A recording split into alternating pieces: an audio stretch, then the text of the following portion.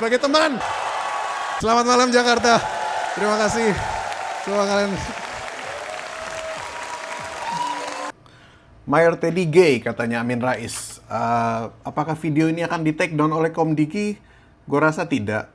Pede amat lu diperhatiin Komdiki. Data kita aja nggak diperhatiin.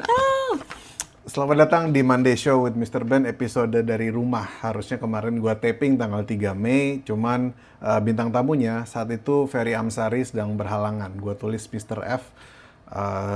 Jadi mohon maaf untuk 12 orang yang udah beli tiket, ada yang pindah tanggal, ada yang reschedule, ada yang udah di refund. Kalau ada yang belum di refund, tolong hubungi Tito. Gua udah nulis sedikit jokes, cuman sayang aja kalau nggak dibawain toh. Tadinya gue mikir Monday Show ini gue nulis jokes tiap minggu, tapi makin kesini menjadi sesuatu yang sangat menyenangkan, dan gue berterima kasih sebesar-besarnya buat siapapun lo yang komentar, like, share, subscribe. Terima kasih banget sudah support channel UMKM ini, anjay, konten talk show UMKM. Mari kita bahas beberapa insiden yang terjadi selama seminggu terakhir, karena di Monday Show with Mr. Ben, Monday shouldn't suck, it should be tragic. Which is sebuah sebuah parodi gitu, sebuah sarkas bahwa Senin itu kan identik dengan sesuatu yang menyebalkan, dan kita tuh selalu disuguhkan dengan berita-berita yang tragedi, karena berita tragedi itu memang manusia itu senang ngeliat konflik gitu. Kayak kita ngeliat orang di tengah jalan berantem kan pasti penasaran gitu, ngerekam atau ada tabrakan gitu, pasti orang senggolan terus ribut mobil motor atau mobil sama mobil atau motor sama motor. It's just human nature. Jadi anyways, gue bukan psikolog, tapi kita bahas beberapa tragedi selama seminggu terakhir. Yang pertama, ini by the way, gue tuh kalau nulis jokes tuh masih kayak gini. Jadi mohon maaf untuk Greenpeace dan kawan-kawan, karena masih sangat tradisional cara gue nulis jokes. Lebih nyaman di sini sih. Kita mulai dari, ini kayaknya naikin dikit deh. Anjay, nggak ngaruh. Kita mulai dari tragedi kereta api di stasiun Bekasi Timur karena mobil Green SM.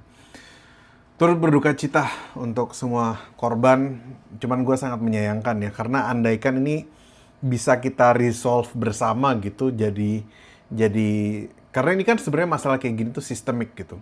Ini masalahnya berlapis-lapis, mulai dari ada mobil yang investasinya agak diragukan, udah masuk gitu, kualitas sopirnya diragukan, tapi investasinya sudah gede banget ke Indonesia dan udah dapat investment juga, udah dapat funding yang lumayan oke.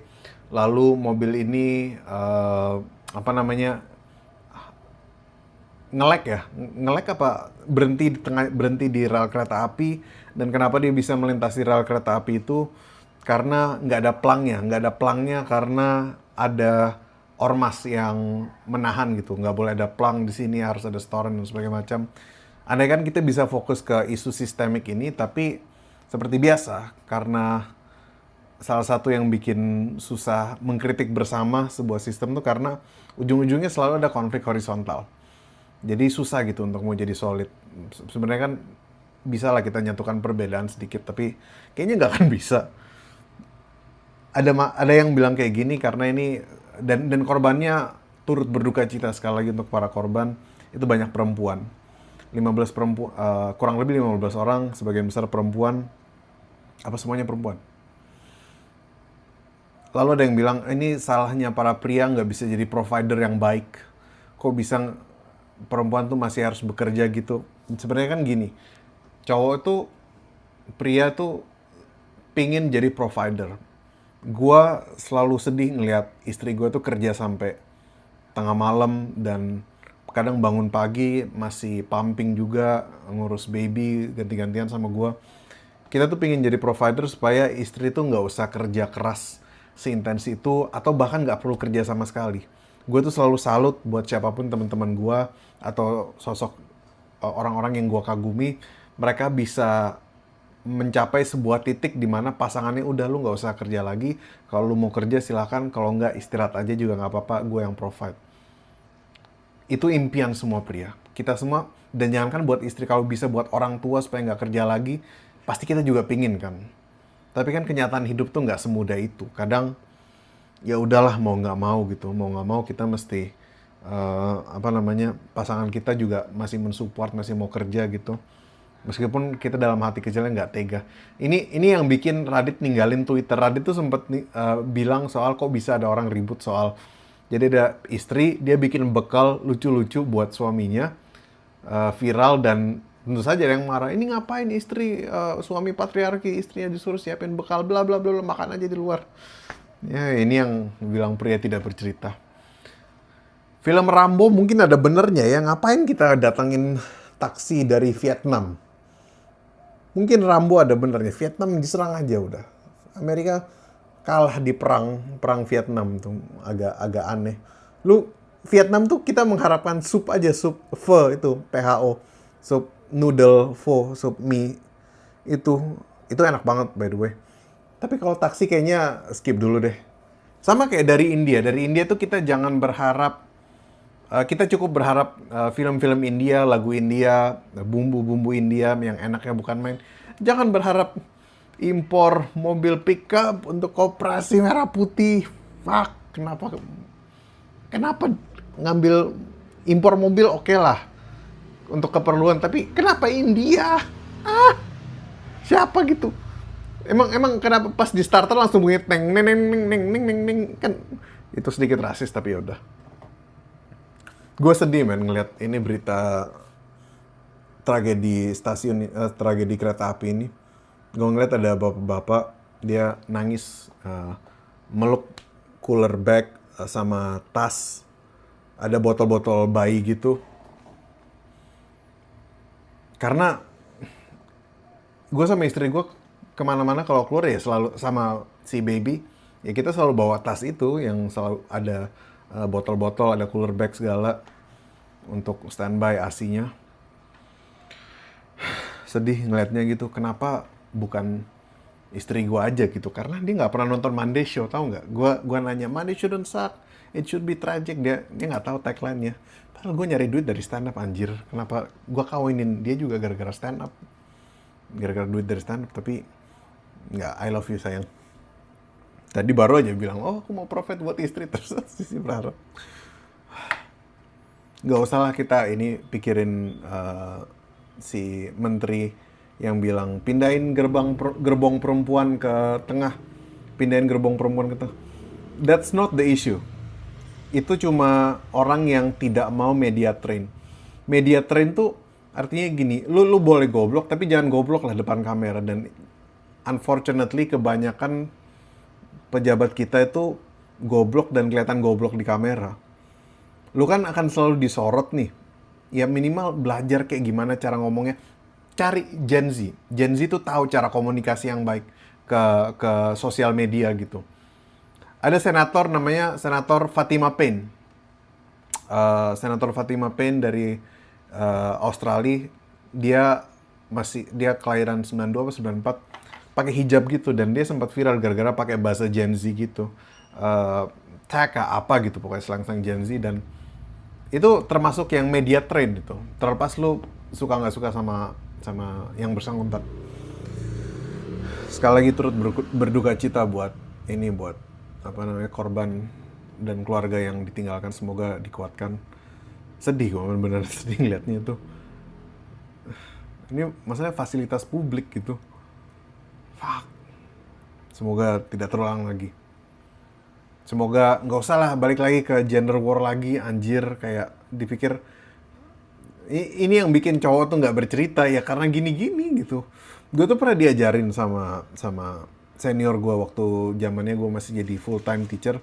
Dia tuh selalu bilang patokan benchmarknya benchmarknya seorang pria kuat itu bukan pria yang bisa menahan semua emosi dan semua amarah, tapi pria yang bisa bercerita dan menjadi vulnerable, bisa menunjukkan kelemahannya gitu.